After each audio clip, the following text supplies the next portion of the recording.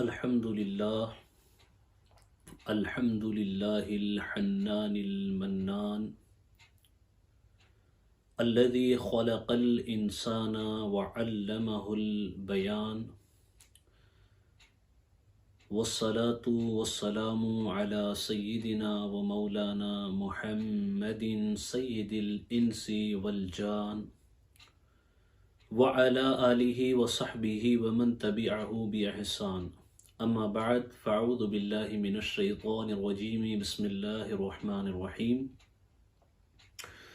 ان اللہ وملائکتہ یصلون علی النبی یا ایہا الذین آمنوا صلوا علیہ وسلموا تسلیما اللہم صل علی سیدنا ومولانا محمد طب القلوب ودوائها وعافیت العبدان وشفائها ونور الابصار وضیائها وآلہ وصحبہ وبارک وسلم۔ محترم ناظرین سامعین السلام علیکم ورحمۃ اللہ وبرکاتہ۔ الحمدللہ رب العالمین۔ آج قرآن مجید کا 27واں پارہ اور اس کی تفسیر کا خلاصہ لے کر کے آپ کی بارگاہ میں حاضر ہیں انشاءاللہ العظیم۔ آج کے اس سلسلہ تفسیر میں ہم 27واں سپارہ 27واں سپارہ مکمل کرنے جا رہے ہیں انشاءاللہ العظیم۔ حسب معمول ان میں جن مضامین کا ذکر ہوا وہ آپ کی نظر کیے جائیں گے انشاءاللہ۔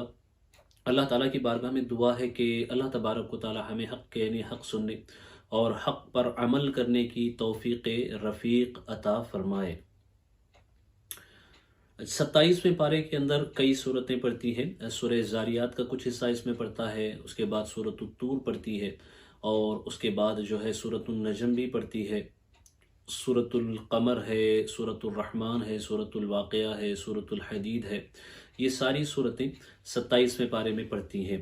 ان ساری صورتوں کے الگ الگ مضامین کو اگر میں بیان کرتا جاؤں تو وقت مجھے اس کی اجازت نہیں دے گا، تو ہم سیدھے طور پہ خلاصہ پورے پارے کا سنتے ہیں بہت ہی اختصار کے ساتھ۔ اس پارے میں اگر آپ دیکھیں گے 27ویں پارے میں تو اس کی ابتدا جو ہے قال فما خطبکم سے ہوتی ہے، جو حضرت لوط علیہ السلام کے طرف فرشتوں کو بھیجا تھا اللہ نے ان کے قوم کو عذاب دینے کے لیے، ان سے حضرت ابراہیم علیہ السلام جو سوال کیا اسی سوال سے اس پارے کی ابتدا ہوتی ہے، یہاں سے یہ پارہ شروع ہوتا ہے۔ اس کے بعد اس پارے میں اشارتاً جو ہے قوم ثمود و عاد وغیرہ کا ذکر کیا گیا، نوح علیہ السلام کا بھی۔ اس کے بعد رزق کا اللہ نے اس میں تذکرہ فرمایا کہ رزق جو تمہیں دیتا ہے وہ پروردگار عالم ہے، ان اللہ هو الرزاق ذو القوۃ المتین، اللہ تبارک و تعالی رزاق ہے۔ اس کے بعد طور کا ذکر ہوا، طور کا انشاءاللہ عزیز ہم اسے سنیں گے۔ طور کا ذکر ہوا، کتاب مستور کا ذکر ہوا، بیت معمور کا ذکر ہوا، انشاءاللہ عزیز اسے ہم دیکھنے کی سعادت حاصل کریں گے، سننے کی سعادت بھی حاصل کریں گے۔ اس کے بعد اگر آپ سورۃ النجم میں چلے جائیں تو سورۃ النجم میں آپ کو حضور اکرم صلی اللہ تعالیٰ علیہ وسلم کی معراج کے جو واقعات ہیں، معراج سورۃ الاسراء میں مکۃ المکرمہ سے لے کر کے بیت المقدس تک پہنچنے کے معاملات کی طرف اشارہ کیا گیا، اور یہاں سورۃ النجم کے اندر جو حضور کی معراج ہوئی بیت المقدس سے لے کر آسمانوں تک، پھر بارگاہ الہی تک، اس کا تذکرہ تفصیل کے ساتھ یہ سورۃ النجم کرتی ہوئے ہمیں نظر آتی ہے۔ اور اس صورت میں آپ دیکھیں گے کہ کثرت سے اللہ تبارک و تعالیٰ نے جنت و دوزخ کا ذکر فرمایا۔ سورۃ الرحمن کی طرف آپ نظر کریں تو یہ سورۃ رحمان کی کچھ علامتیں، نشانیاں اور جو سائنس آف نیچر ہیں ان کی طرف اشارہ کیا گیا، تخلیق انسان، تخلیق جان کی طرف بھی اشارہ کیا گیا۔ اس کے بعد اگر آپ دیکھیں تو اس میں قیامت کی کچھ علامتیں بھی بیان کی گئیں، اور ساتھ ہی ساتھ جنت کا ذکر تفصیل کے ساتھ اللہ نے بیان فرمایا۔ اصحاب جنت کو کیا نعمتیں ملیں گی، وہاں کیا کیا میسر ہے، وہاں کے پھلوں کا تذکرہ، وہاں کی نہروں کا تذکرہ، وہاں کے تختوں کا تذکرہ۔ اس کے بعد یہی حال سورۃ الواقعہ میں اگر آپ چلے جائیں تو سورۃ الواقعہ میں بھی آپ کو جنت کے حوالے سے تفصیلاً کلام نظر آئے گا، تفصیلاً کلام جنت کی نعمتوں کے، خاص کر پھلوں کے حوالے سے، جنت کے پھل کیا کیا ہوں گے ان کا تذکرہ بھی تفصیل کے ساتھ، پھر جنتیوں کی جو طبقات ہوں گے ان کا تذکرہ بھی سورۃ الواقعہ میں ہمیں دیکھنے کو ملتا ہے۔ اس کے علاوہ اس میں سورۃ القمر میں اگر آپ دیکھیں تو اللہ نے حضور کے ایک معجزے کی طرف اشارہ فرمایا، شق القمر کا معجزہ، جب حضور اکرم صلی اللہ تعالیٰ علیہ وسلم نے اپنی انگلی کے اشارے سے چاند کو 2 ٹکڑے کر دیا تھا، اس معجزے کی طرف بھی قرآن مجید نے یہاں پہ اشارہ فرمایا۔ اس کی قسم اللہ تبارک و تعالیٰ نے قیامت کی قسم اور شق القمر کا تذکرہ اللہ تبارک و تعالیٰ نے یہاں پہ بیان فرمایا. اور اسی صورت میں اگر آپ دیکھیں گے تو طوفان نوح کا بھی تذکرہ ہے اور قوم پہ کیسے عذاب آیا اس کی کیفیت کو بھی یہاں پہ بیان کیا گیا. اور یہ بھی بیان کیا گیا کہ اللہ نے قرآن مجید کو یاد کرنے کے لیے جو ہے آسان کر دیا ہے اور متعدد جگہ اس کی تکرار بھی ہمیں نظر آتی ہے. اس کے بعد سورۃ الحدید کی طرف آپ چلیں تو وہاں متعدد عناوین پہ کلام ہوا. اعراف میں ہم نے بیان کیا تھا کہ اعراف ایک جگہ ہے، وہ اعراف کیا ہے اس کی تشریح ہمیں سورۃ الحدید میں دیکھنے کو ملتی ہے، جہاں اللہ تعالیٰ نے بیان فرمایا. اور اس بات کا بھی ذکر ہوا کہ کیا مسلمانوں کے لیے، ایمان والوں کے لیے وہ دن قریب نہیں آیا کہ وہ اللہ سے ڈریں، ان کے دل اللہ سے ڈریں. رہبانیت کی تردید کی گئی اور اسلام کی جو روحانیت ہے اسے اجاگر کیا گیا. یہ چند مضامین ہیں جن کا تذکرہ، یہ چند اہم مضامین ہیں جن کو جن کو 27ویں پارے کے اندر بیان کیا گیا ہے. اب آئیں اس اجمال کی تفصیل کی طرف ہم بڑھتے ہیں اور اس کی متعدد صورتوں سے، مختلف جگہوں سے انشاءاللہ العظیم کچھ آیات کا ترجمہ سننے اور اپنے علم میں اضافے کی سعادت ہم حاصل کریں گے.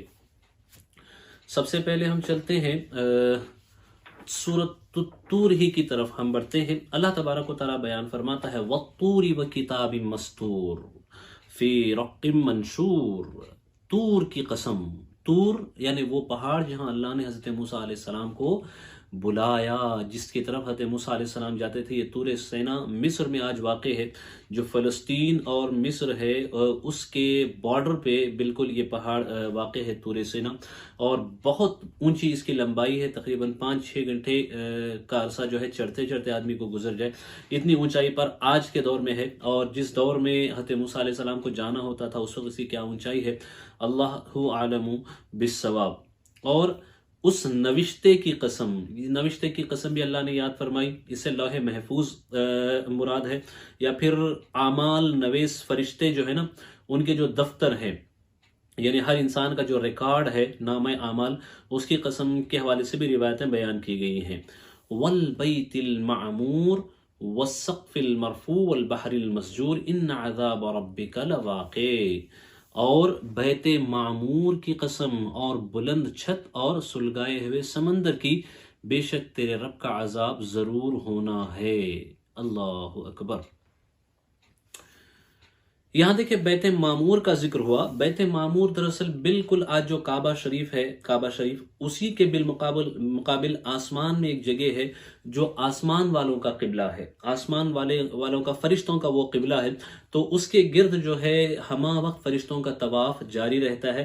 اور اس کی لوکیشن ایگزیکٹلی جو کعبہ شریف ہے اس کے بالمقابل 7ویں آسمان یعنی آسمان دنیا ہے وہاں پہ ہے. یہاں ہماری طرف سے اگر ہم کاؤنٹ کریں گے تو یہ پہلا آسمان ہوگا، اور اگر اوپر سے کاؤنٹ کیا جائے تو وہاں سے یہ 7واں آسمان، اور اسی کو آسمان دنیا بھی کہا جاتا ہے. تو آسمان دنیا میں یہ جو ہے بیت المعمور واقع ہے، اور وہاں روزانہ 70,000 فرشتے حاضر ہوتے ہیں اللہ تبارک و تعالیٰ کے حکم سے. اور جو فرشتہ ایک مرتبہ حاضر ہوتا ہے اسے دوبارہ حاضر ہونے کا وہاں پہ موقع نہیں ملتا. اور یہ قبلہ جو ہے آسمان میں بسنے والوں کا، آسمانی مخلوق کا یہ قبلہ ہے. تو ان کا تذکرہ ہوا. اس کے بعد پھر اللہ نے سلگتے ہوئے سمندر کا ذکر فرمایا. یعنی قیامت جب قریب ہوگی، جب قیامت آئے گی تو اس وقت سمندروں کو اللہ حکم دے گا کہ وہ جلنے لگیں. تو سمندر سے جو ہے سمندروں کو آگ لگ جائے گی اور سمندر پورے کے پورے جو ہے جلنے لگیں گے، جس کی وجہ سے جہنم کی گرمی کی شدت اور بڑھ جائے گی. اللہ تعالی ہمیں محفوظ فرمائے.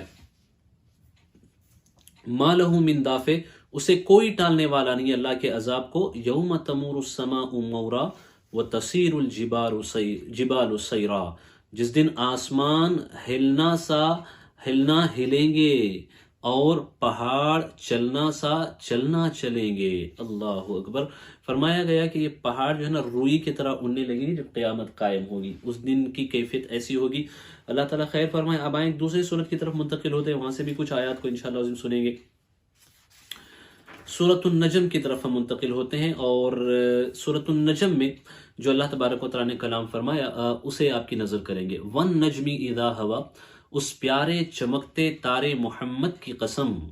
مَا ضَلَّ صَاحِبُكُمْ وَمَا غَوَى، جب یہ معراج سے اترے تمہارے صاحب نہ بہکے نہ بے راہ چلے. وَمَا يَنطِقُ عَنِ الْهَوَى إِنْ هُوَ إِلَّا وَحْيٌ يُوحَىٰ، اور وہ کوئی بات اپنی خواہش سے نہیں کرتے، وہ تو نہیں مگر وحی جو انہیں کی جاتی ہے۔ حضور کے معراج کا تذکرہ ہے، حضور کو چمکتے تارے سے اللہ نے یہاں پہ یاد فرمایا، اور حضور اکرم صلی اللہ علیہ وسلم کی ذات پاک کی اللہ نے قسم یہاں پہ یاد فرمائی کہ اللہ نے معراج کے موقع پہ حضور کو بلایا، اور یہ کلیئر کرتا ہے قرآن مجید کے نہ وہ بہکے اور نہ بے راہ چلے، اللہ نے اپنی زیارت کے لیے بلایا تھا تو حضور نے بالکل اللہ تبارک و تعالیٰ کی زیارت کی، اس کا تذکرہ آگے ہوتا ہے۔ اور حضور اکرم صلی اللہ علیہ وسلم کی زبان اقدس سے نکلنے والی ہر بات جو ہے یہ وحی الہی ہے، حضور اپنی طرف سے کوئی بات نہیں کہتے، اللہ کی وحی ہوتی ہے، لہٰذا چاہے سورج اپنی جگہ سے پلٹ جائے، زمین ٹل جائے، آسمان ہل جائے، لیکن زبان رسالت سے جو جملے اور کلمات نکلے ہیں وہ کلمات کبھی بھی نہیں بدلیں گے۔ علمہ شدید القوا، انہیں سکھایا سخت قوتوں والے طاقتور نے، ذو مرۃ فاستوی، پھر اس جلوے نے قصد فرمایا، وہو بالافق الاعلی۔ اب یہ اعلیٰ حضرت کا ترجمہ ہی کچھ ایسا ہے، یہاں معراج کی ساری تفاصیل بیان کرنے کا وقت نہیں ہے تو میں ترجمے پہ اکتفا کرتا ہوں، چونکہ اعلیٰ حضرت رضی اللہ تعالیٰ نے ترجمہ کچھ اس انداز میں کیا ہے کہ جو راجح تفاسیر ہیں، جو راجح تفاسیر کی جو راجح روایات ہیں، قوی روایات ہیں، بلکہ احادیث میں بھی جو قوی روایات ہیں معراج کے حوالے سے، اس ترجمے سے ان کی ترجمانی ہوتی ہوئی نظر آتی ہے، سبحان اللہ۔ اور وہ آسمان بری کے سب سے بلند کنارے پر تھا، ثم وہو بالافق الاعلی ثم دنا فتدلی، پھر وہ جلوہ نزدیک ہوا، پھر خوب اتر آیا، فکان قاب قوسین او ادنی، تو اس جلوے اور اس محبوب میں 2 ہاتھ کا فاصلہ رہا، بلکہ اس سے بھی کم۔ فاوحى الى عبده ما اوحى، اب وحی فرمائی اپنے بندے کو جو وحی فرمائی، ما كذب الفؤاد ما رأى، دل نے جھوٹ نہ کہا جو دیکھا، افتمارونہ علی ما یرا، تو کیا تم ان سے ان کے دیکھے ہوئے پر جھگڑتے ہو، وَلَقَدْ رَآهُ نَزْلَةً أُخْرَى، اور انہوں نے تو وہ جلوہ 2 بار دیکھا، عند سدرۃ المنتہا، سدرۃ المنتہا کے پاس، عندہا جنت الماوا، اس کے پاس جنت الماوا ہے، اذ یغش السدرۃ ما یغشا، جب سدرہ پر چھا رہا تھا جو چھا رہا تھا، ما زاغ البصر وما طغى، آنکھ نہ کسی طرف پھری نہ حد سے بڑی، لقد رآ من آیات ربہ الکبریٰ، بے شک اپنے رب کی بہت بڑی نشانیاں دیکھی، افرأیتم اللات والعزیٰ، تو کیا تم نے دیکھا لات اور عزیٰ۔ دراصل یہاں ان ساری کیفیات کا ذکر ہوا کہ حضور معراج کے لیے تشریف لے گئے، وہاں اللہ تبارک و تعالیٰ نے آپ کو اپنے جلووں کا دیدار کرایا۔ اس میں بہت صراحت کے ساتھ میں ایک بات کہنا چاہتا ہوں کہ حضرت امام قاضی ایاز نے صحیح سند کے ساتھ ثابت البنانی کی جو حدیث اس حوالے سے ذکر کی ہے، جو سارے شکوک و شبہات کو ختم کر دیتی ہے، چونکہ مفسرین کی ان آیات کے حوالے سے 2 آراء پائی جاتی ہیں، ایک تو یہ کہ دیکھنے کے حوالے سے جو بات ہو رہی ہے وہ جبرائیل امین کے حوالے سے اور حضور اکرم صلی اللہ علیہ وسلم کے حوالے سے، اور ایک روایت وہ ہے کہ یہاں اللہ تبارک و تعالیٰ کے دیدار کے حوالے ہی سے بات ہو رہی ہے، اور صحیح روایت جو ثابت البنانی کی انتہائی قوی روایت ہے، اس روایت سے بات بالکل ثابت ہوتی ہے۔ اس کے علاوہ فَأَوْحَى إِلَىٰ عَبْدِهِ مَا أَوْحَىٰ، اب وہی فرمائی اپنے بندے کو جو وہی فرمائی، تو اس مضمون سے بھی یہ چیز میری بہت کلیئر ہو جاتی ہے کہ یہ سیاق و سباق میں جو کلام ہے یہ اللہ تبارک و تعالیٰ کے قرب، محبوب و محب کے قرب کی بات ہو رہی ہے، اور اللہ نے اپنے محبوب کو اپنے جلوے دکھائے، تو جیسے اللہ نے دکھائے، دکھانے والا پروردگار جانے، اور جیسے دیکھا مصطفیٰ کریم صلی اللہ علیہ وسلم نے وہ دیکھنے والے جانے، اور حق اور راجح رائے محققین کی یہی ہے کہ اللہ نے حضور اکرم صلی اللہ علیہ وسلم کو اپنا دیدار حضور کی ماتھے کی آنکھوں سے کرایا، جو کہ صرف و صرف حضور اکرم صلی اللہ علیہ وسلم کا خاصہ ہے، اس دنیا میں یہ کسی اور کو میسر آ ہی نہیں سکتا، نہ کسی نبی کو، نہ کسی رسول کو، نہ کسی فرشتے کو، کسی کو بھی یہ خاصہ میسر نہیں ہے۔ ہاں بعد وفات مومنین کو اللہ تبارک و تعالیٰ اپنا دیدار کرائے گا، ہر مومن کو اللہ اپنا دیدار کرائے گا، یہ اللہ کی رحمت و اللہ کا انعام ہوگا۔ اب ہم ایک دوسرے حصے کی طرف منتقل ہوتے ہیں اور وہاں سے آیات کو سنتے ہیں، چونکہ آج کا جو یہ حصہ ہے اس میں جنت کا تذکرہ اور دوزخ کا تذکرہ کچھ اس طریقے سے قرآن مجید نے فرمایا ہے کہ مزید ہمیں اپنی طرف سے تشریح کرنے کی ضرورت نہیں رہ جاتی ہے۔ پہلے تھوڑا سا سورۃ القمر کی بھی ایک آیات، کچھ آیات کو دیکھ لیتے ہیں، اس کے بعد آگے بڑھیں گے۔ ارشاد ہوتا ہے اقتربت الساعۃ وانشق القمر، پاس آئی قیامت اور شق ہو گیا چاند۔ شق ہو گیا چاند، یعنی چاند دو ٹکڑے ہو گیا۔ کفار مکہ حضور اکرم صلی اللہ علیہ وسلم سے طرح طرح کے معجزات کا مطالبہ کرتے تھے، انہی میں سے ایک مطالبہ یہ بھی تھا کہ آپ اگر چاند کو دو ٹکڑے کر دیں تو ہم مان لیں گے۔ تو حضور نے انگلی سے اشارہ کیا تو چاند دو ٹکڑے ہو گیا۔ تو وہاں جو لوگ تھے کفار، انہوں نے دیکھا اپنی آنکھوں سے اور دیکھ رہے تھے سب کہ چاند کس طریقے سے دو ٹکڑے ہوا، لیکن دیکھنے کے باوجود یہ کہا کہ یہ ان کا جادو ہے، انہوں نے نظر بند کر دی ہے ہماری آنکھوں پہ، اور یہ نظر بندی کا اثر ہے کہ ہمیں چاند جو ہے دو ٹکڑوں میں بٹا ہوا نظر آ رہا ہے۔ یہ بات انہوں نے کہی تو پھر لوگوں نے یہ کہا کہ اگر ایسی بات ہے تو ایسا کرتے ہیں کہ آج کا دن، آج کی ڈیٹ، آج کا ٹائم ہم یاد رکھیں گے، اور چاند کو تو کوئی ایسا نہیں کہ صرف مکہ والے دیکھ رہے ہیں یا مدینے والے دیکھ رہے ہیں، دنیا بھر سے لوگ چاند کو دیکھتے ہیں۔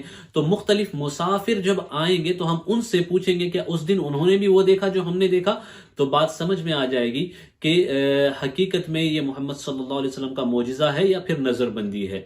تو مسافر آئے، ان سے پوچھا گیا، تو جن جن سے پوچھا گیا انہوں نے یہی خبر دی کہ ہاں ہم نے یہ واقعہ دیکھا، ہاں ہم نے یہ معاملہ دیکھا کہ چاند دو ٹکڑے ہوا، اس کے بعد پھر وہ جڑ گیا۔ تو اس معجزے کی برکت سے بہت سارے لوگ اس وقت بھی مسلمان ہوئے، بلکہ اس معجزے کی تاثیر میں آپ کو بتاؤں کہ آج بھی اس معجزے کی وجہ سے لوگ اسلام قبول کر رہے ہیں۔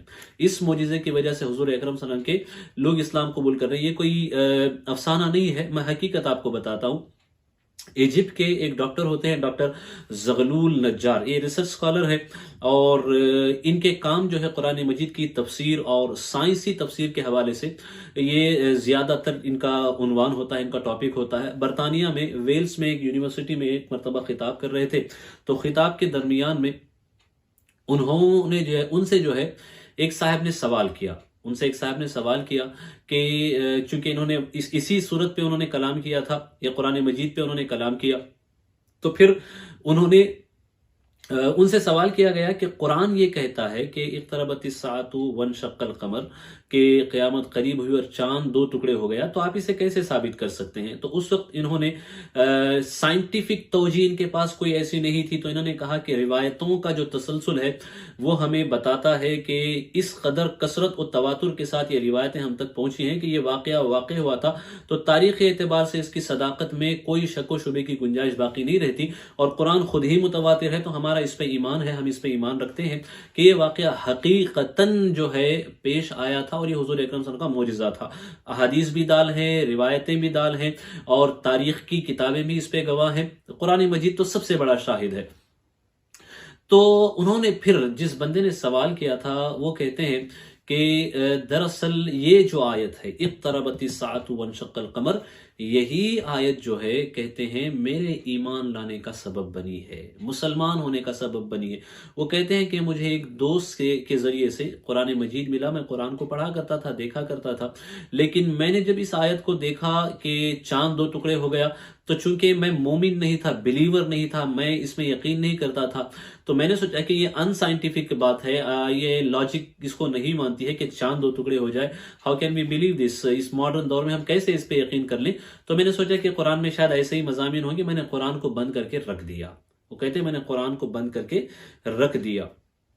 تو وہ بندہ کہتا ہے کہ ایک دن میں بی بی سی پر ایک پروگرام دیکھ رہا تھا، بی بی سی پر میں ایک پروگرام دیکھ رہا تھا، تو بی بی سی میں ایک اینکر تھا جیمز بروک کا، اس نے ناسا کے کچھ لوگوں کو انوائٹ کیا ہوا تھا اور اس پروگرام کو وہ ہوسٹ کر رہا تھا، تو وہ بہت ہی کرٹیکلی ان کے اوپر اس طرح کے جملے کس رہا تھا کہ آپ کیا کر رہے ہیں کہ آپ یہاں سے جا کر کے چاند پہ کروڑوں ڈالر خرچ کر رہے ہیں، دنیا میں لوگوں کو پیسے کی بہت ضرورت ہے، تم چاند پہ پیسہ خرچ کر رہے ہو، تم دنیا کے لوگوں پہ پیسہ خرچ کرو، انسان پہ پیسہ خرچ کرو، چونکہ آج بھوک کی وجہ سے لاکھوں لوگ مر رہے ہیں، اور آپ جا کے چاند پہ پیسہ خرچ کر رہے ہیں۔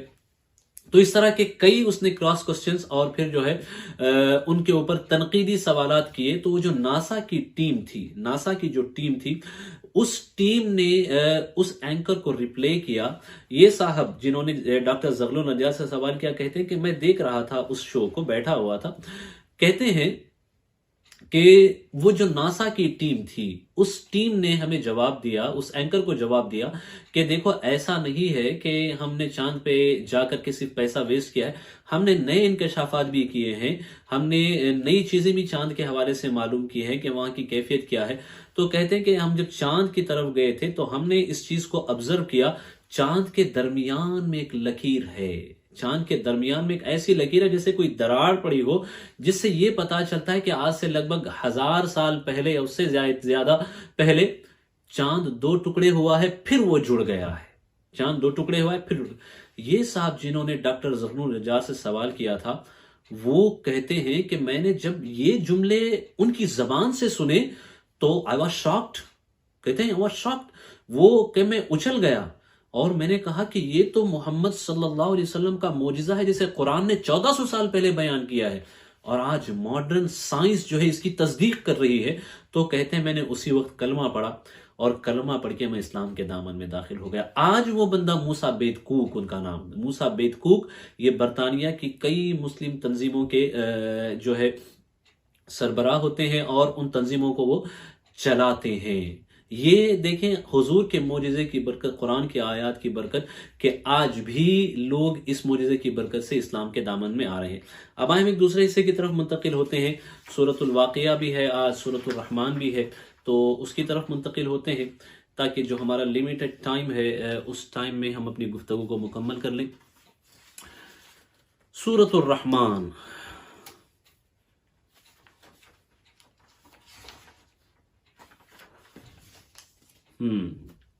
سورۃ الرحمن میں ہم صرف آج انشاءاللہ العظیم آپ کے سامنے یہ سورت کس طریقے سے جنت کا تذکرہ فرماتی ہے، جنت کو کن الفاظ میں اللہ تعالیٰ نے بیان فرمایا، کیونکہ اس میں جنت کا بھی تذکرہ ہے، دوزخ کا بھی تذکرہ ہے، لیکن آج ہم صرف آپ کو اللہ نے جنت کو کیسے بیان فرمایا اور یہ سورت کیسے جنت کو ڈسکرائب کرتی ہے وہ آپ کو سنانا چاہتے ہیں۔ قرآن مجید میں اللہ تعالیٰ فرماتا ہے اس سورت میں، پہلے تو تھوڑا سا یہاں پہ ذکر ہے جہنمیوں کا، ہوتا ہے ارشاد یعرف المجرمون بسیماہم فیؤخذ بالنواصی والاقدام، مجرم اپنے چہرے سے پہچانے جائیں گے، وہاں میدان محشر میں چہرے سے پہچانے جائیں گے تو ماتھا اور پاؤں پکڑ کر جہنم میں ڈالے جائیں گے۔ چہرے سے پہچانے جائیں گے، اس کی وجہ یہ ہوگی کہ آنکھیں نیلی ہو جائیں گی اور چہرے سیاہ ہو جائیں گے، تو جو جہنمی ہوں گے وہ بالکل ہی جو ہے الگ معلوم ہوں گے کہ بھئی یہ سب جہنمی ہیں، چہروں کے اور آنکھوں کے بدلنے کی وجہ سے۔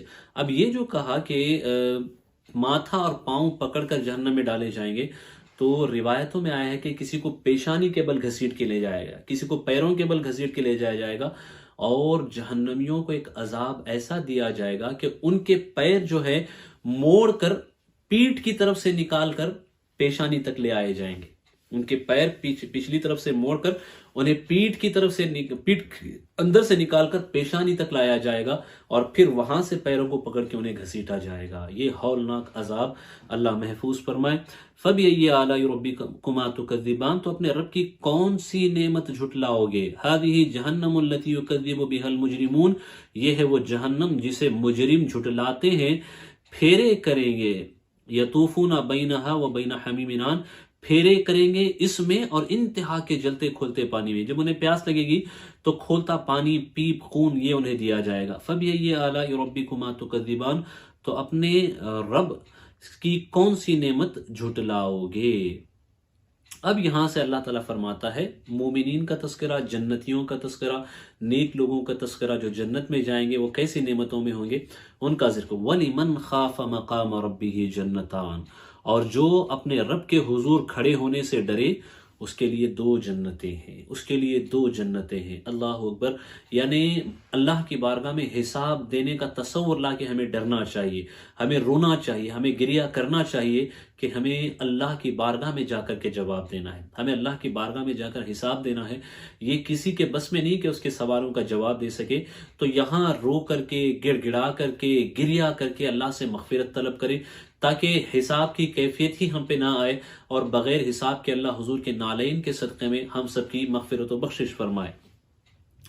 فَبِأَيِّ آلَاءِ رَبِّكُمَا تُكَذِّبَانِ، تو اپنے رب کی کون سی نعمت جھٹلاؤ گے؟ ذَوَاتَا أَفْنَانٍ، بہت سی ڈالوں والیاں، وہ جو 2 جنتیں ہوں گی، جو باغات ہوں گے 2، وہ بہت سی ڈالوں والیاں۔ فَبِأَيِّ آلَاءِ رَبِّكُمَا تُكَذِّبَانِ، اب تو اپنے رب کی کون سی نعمت جھٹلاؤ گے؟ فِيهِمَا عَيْنَانِ تَجْرِيَانِ، ان میں 2 چشمے بہتے ہیں، اللہ اکبر، ان میں دو چشمے بہتے ہیں۔ جو دو چشمے ہیں، دو نہریں ہیں، ان کے حوالے سے فرمایا گیا کہ تسنیم اور سلسبیل یہ چشمے ہیں۔ ایک جو ہے شیریں پانی کا ہوگا، میٹھے پانی کا، اور ایک جو ہے شراب کا چشمہ ہوگا، لیکن وہ شراب پاک شراب ہوگی، شراب طہورہ ہوگی، ایسی شراب نہیں ہوگی کہ جس سے نشہ طاری ہو، بلکہ وہ پاک شراب ہوگی۔ فَبِأَيِّ آلَاءِ رَبِّكُمَا تُكَذِّبَانِ، تو اپنے رب کی کون سی نعمت جھٹلاؤ گے؟ فِيهَا مِن كُلِّ فَاكِهَةٍ زَوْجَانِ فَبِأَيِّ آلَاءِ رَبِّكُمَا تُكَذِّبَانِ، ان میں ہر میوہ دو دو قسم کا، تو اپنے رب کی کون سی نعمت جھٹلاؤ گے؟ متکئین علی فرش بطائنها من استبرق وجنى الجنتین دان، ایسے بچھونوں پر تکیے لگائے جن کا استر قناویس کا، اور دونوں کے میوے اتنے جھکے ہوئے کہ نیچے سے چن لو۔ اللہ اکبر، اتنے نیچے میوے رہیں گے کہ اگر جنتی چاہیں تو انہیں اڑنے کی بھی زحمت کرنے کی ضرورت نہ ہوگی۔ اور جو لباس ہوگا اس کے حوالے سے فرمایا گیا کہ یہ سنگین ریشم کا یہ لباس ہوگا، اور اس کے استر کا یہ اگر حال ہے تو یوں سمجھے کہ اس کا ابرا جو ہے وہ کیسا ہوتا ہوگا، اللہ اکبر، اس کا اندرونی حصہ، اس کا بیرونی حصہ اس لباس کا، اس کی کیا کیفیت ہوگی، اللہ اکبر۔ فَبِأَيِّ آلَاءِ رَبِّكُمَا تُكَذِّبَانِ، تو اپنے رب کی کون سی نعمت جھٹلاؤ گے؟ فِيهِنَّ قَاصِرَاتُ الطَّرْفِ لَمْ يَطْمِثْهُنَّ إِنسٌ قَبْلَهُمْ وَلَا جَانٌ، ان بچھونوں پر وہ عورتیں ہیں کہ شوہر کے سوا کسی کو آنکھ اٹھا کر نہیں دیکھتی، ان سے پہلے انہیں نہ چھوا کسی آدمی اور نہ جن نے۔ فَبِأَيِّ آلَاءِ رَبِّكُمَا تُكَذِّبَانِ، تو اپنے رب کی کون سی نعمت جھٹلاؤ گے؟ وہاں جنت میں جو کسی کی بیوی بنے گی، وہ بیویاں شوہروں سے کہیں گی کہ ان سے ایسے جملے کہیں گی جس سے ان کے دل کو اطمینان ہوگا، تسکین ہوگی، اور یہ کہیں گی کہ ہم آپ سے زیادہ کسی سے محبت نہیں کرتی، اور یہ حقیقت بھی ہوگی کیونکہ ان کی محبت اپنے شوہروں کے لیے ہوگی، اور پھر وہ ہمیشہ شوہروں کو خوش کرنے والی گفتگو ان کی ہوگی، اور ایسی نرم گفتگو ہوگی جو تسکین اور محبت میں اضافے کا سبب بنے گی۔ فَبِأَيِّ آلَاءِ رَبِّكُمَا تُكَذِّبَانِ كَأَنَّهُنَّ الْيَاقُوتُ وَالْمَرْجَانُ، گویا وہ لال اور مونگا ہیں۔ وہ جو عورتیں ہیں ان کے حوالے سے فرمایا گیا کیونکہ ان کی پنڈلی کا جو مغز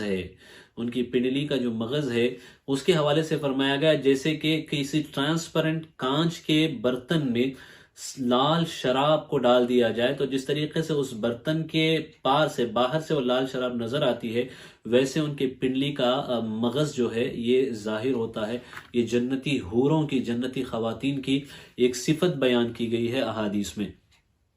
حل جزاء الاحسان الا الاحسان، نیکی کا بدلہ کیا ہے مگر نیکی، یعنی دنیا میں نیکی کرو گے تو اس کے بدلے میں اللہ تبارک و تعالیٰ تمہیں جنت کا صلہ ہی عطا فرمائے گا، اگر برائی کرو گے تو پھر جو ہے اس کا انجام بھگتنے کے لیے تیار رہنا ہوگا۔ فَبِأَيِّ آلَاءِ رَبِّكُمَا تُكَذِّبَانِ وَمِن دُونِهِمَا جَنَّتَانِ، اور ان کے سوا دو جنتیں اور ہیں، اللہ اکبر۔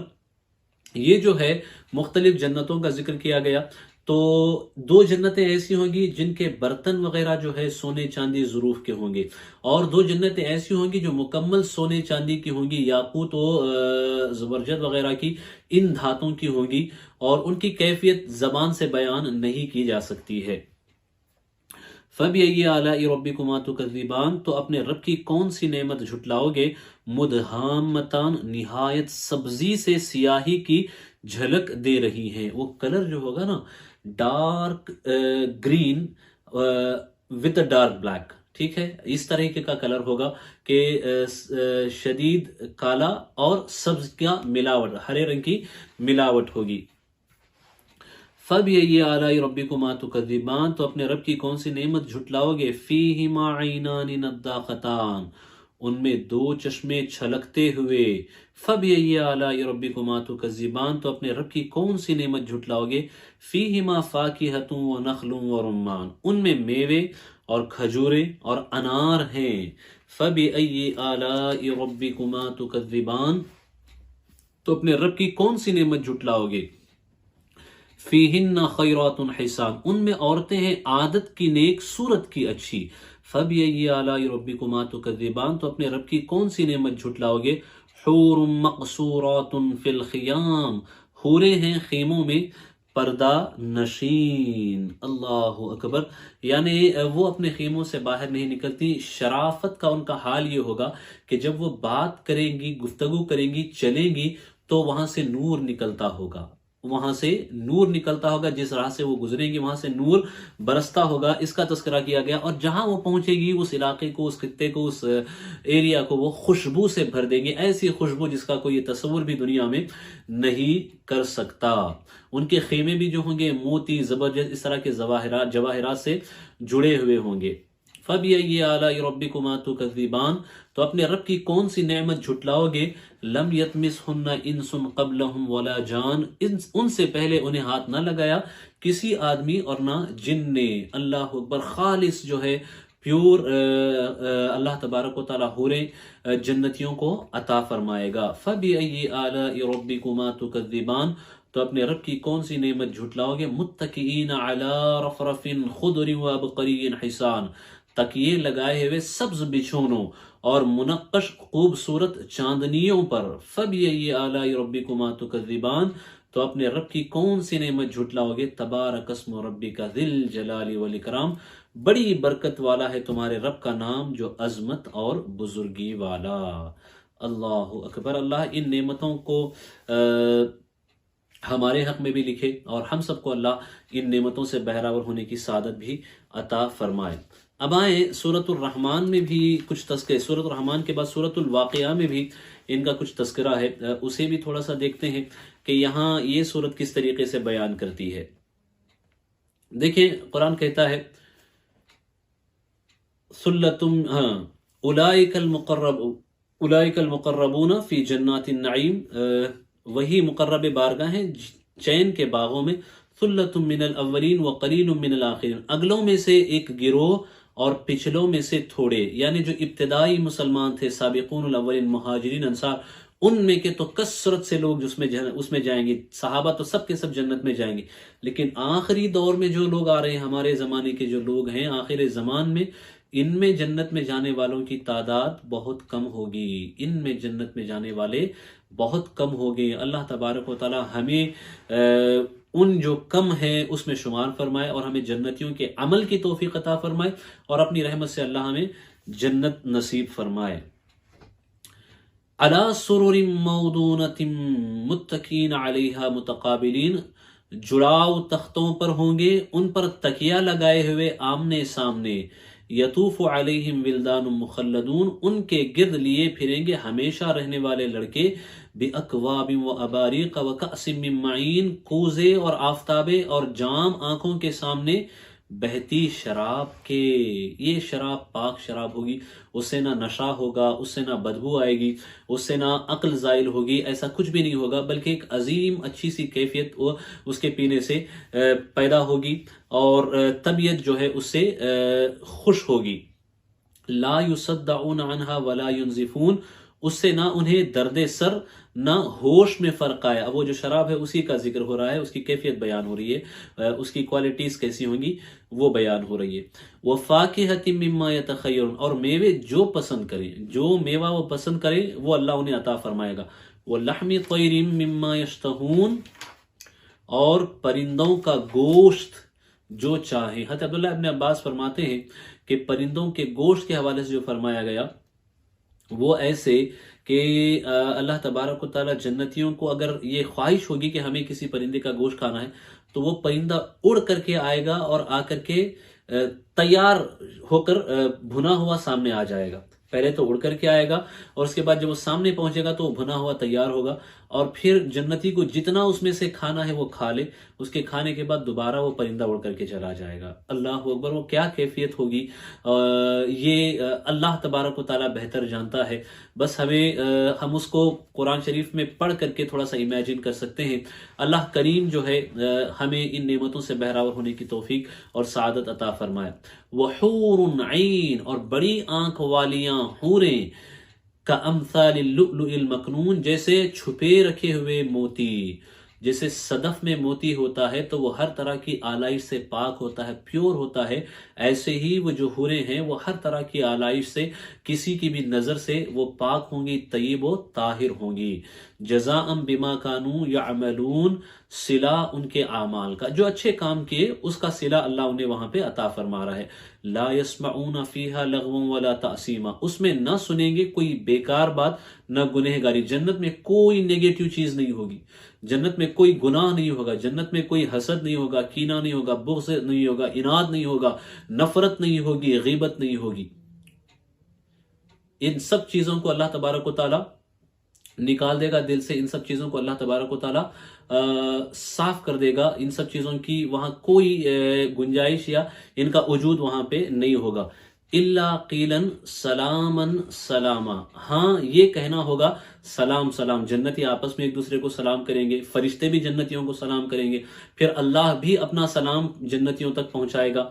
وَأَصْحَابُ الْيَمِينِ مَا أَصْحَابُ الْيَمِينِ، اور دہنی طرف والے کیسے دہنی طرف والے، یہ جنت میں رہنے والے گروپ کا تذکرہ ہو رہا ہے۔